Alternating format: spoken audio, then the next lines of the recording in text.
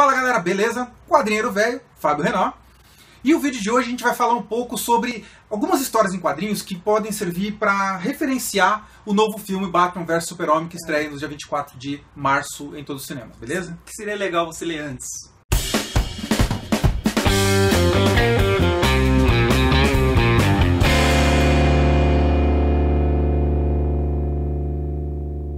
Obviamente a referência que mais chama atenção, que todo mundo, mesmo quem nem lê muito quadrinho sabe disso, é que a principal referência é o Dark Knight Returns. Exatamente. Retorno do Cavaleiro das Trevas. Armadura, luta com o Super-Homem, um Batman mais amargurado e mais velho, até o uniforme dele. Exatamente. Aquelas orelhas mais curtas. Em se tratando da relação do Batman com o Super-Homem, é a principal referência do novo filme. Exatamente. Aqui no Brasil é só com esse nome, né, o Cavaleiro das Trevas. Ele fala que é uma série Returns, por quê? Porque se passa num futuro, então o Batman já estava aposentado, inclusive ele estava até de bigode, né, no começo da história.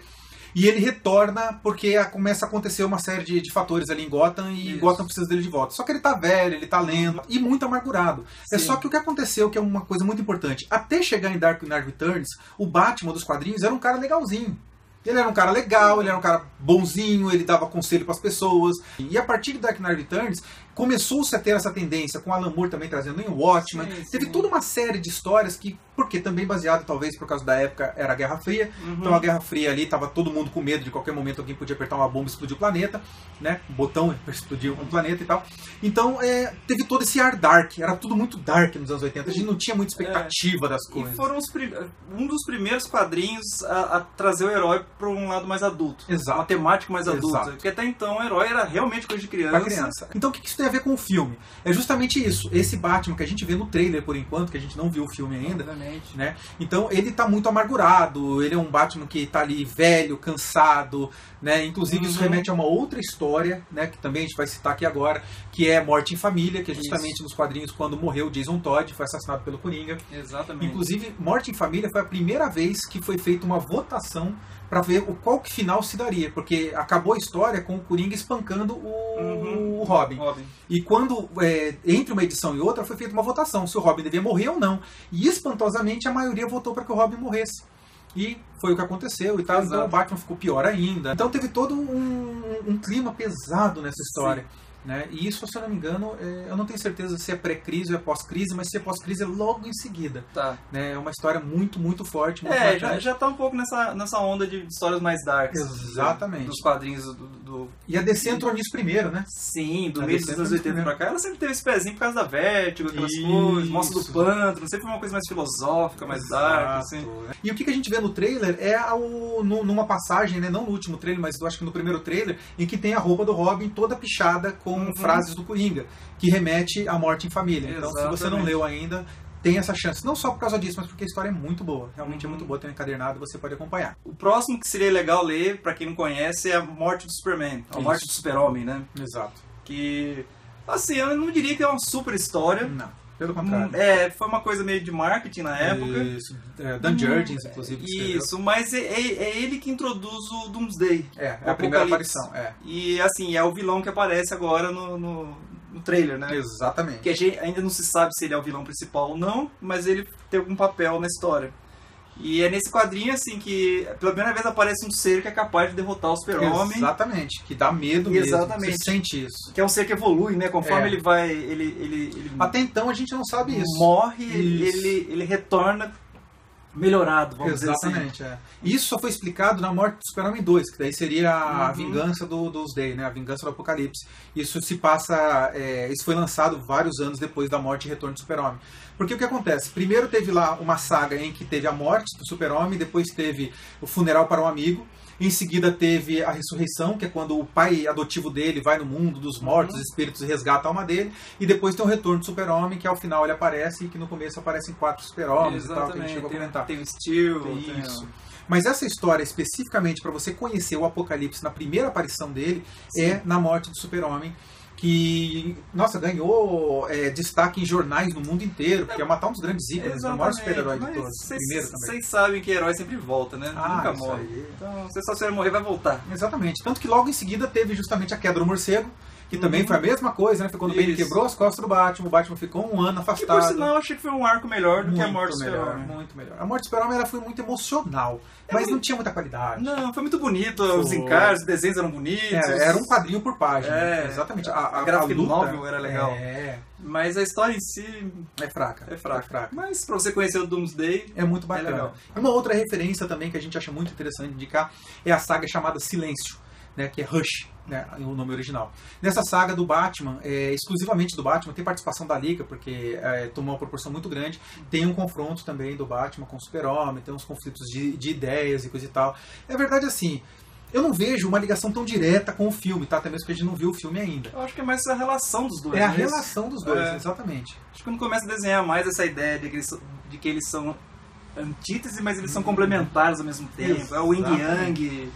Exatamente. É um pouco isso, eu acho. No próximo item, né, que no caso seria Kingdom Come. Kingdom Come você leu? Li, mas faz tempo já. Reino da Manhã. Reino da Manhã também é uma obra-prima, escrita por Mark Waid, ilustrada por Alex Ross. É uma obra excelente, é uma das primeiras feitas por pintura, né? Logo depois que o Alex Ross fez sucesso com o Marvels, que ele mostrou o passado da Marvel, ele resolveu mostrar o futuro da DC Comics. E nessa história a gente vê uma coisa muito apocalíptica. É num deserto também, que é o que sobrou de Kansas depois de uma explosão nuclear lá, que não vem ao caso, não vou contar a história toda aqui pra você e tal, isso não importa. Mas as visões do Batman, todo momento que aparece os dois numa tela bem amarela, né, a tonalidade do vídeo fica bem amarela, são essas visões do Batman, que é aquela cena que o Super-Homem chega de repente, que ele tá lá preso no deserto, aqueles demônios voando, aqueles parademônios voando, né, que faz, eu acho que é os parademônios do Apocalipse, sei lá, a gente não sabe. A gente sabe que aparece um ômega gigante em algum momento, né, isso remete ao Darkseid. Mas seria uma referência a isso, é uma projeção de um futuro apocalíptico. Exatamente. Né, no qual o Batman tinha razão, né, e os kryptonianos conseguiram dominar tudo.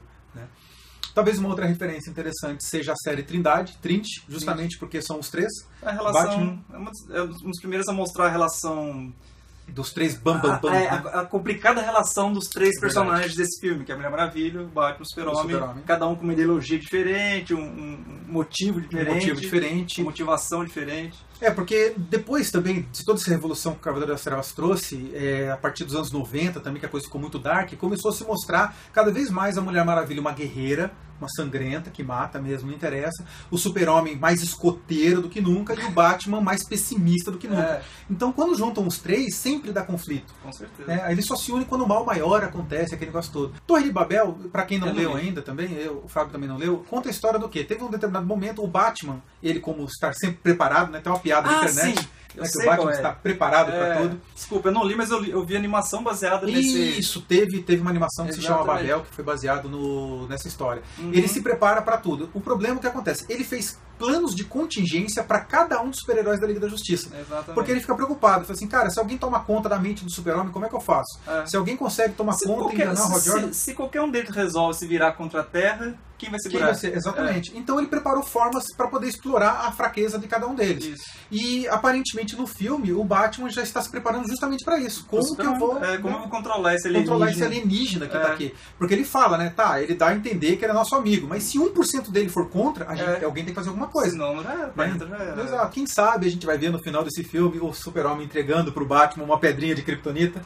Eu acho esse momento muito legal nos quadrinhos, né? Que a confiança que ele tem no Batman é tão grande que ele deixa, olha, tá aqui, se acontecer alguma coisa, se alguém tomar conta de mim, se precisar me matar, tá aqui, você já tem o que fazer e tal, então ele cuida disso. Porque teve uma época nos quadrinhos que não é que nem nos filmes, que não é que nem nas séries de televisão, que não é que nem nos desenhos animados, que tem kryptonita pra todo canto.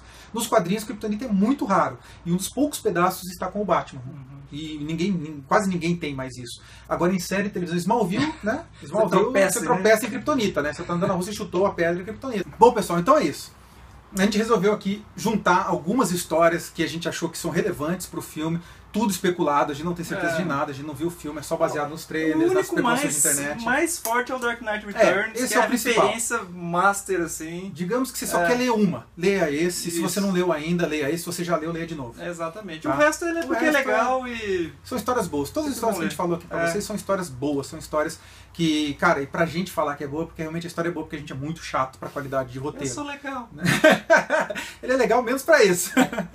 Legal, pessoal? Então acho que é isso. Vamos ficando por aqui. Dá aquela curtida básica aí pra gente, deixa o teu comentário se você tem mais alguma referência que a gente deixou de falar aqui, provavelmente devem ter várias, a gente só citou algumas, porque senão você vai ficar 1 hora assistindo, né? A gente não é um programa de televisão. Ainda, se Deus quiser, quem sabe, não, né? Vamos supor, né? Não, vai. Se pagar bem que mal tem. Mas, né? Um abraço e até o próximo vídeo. Abraço.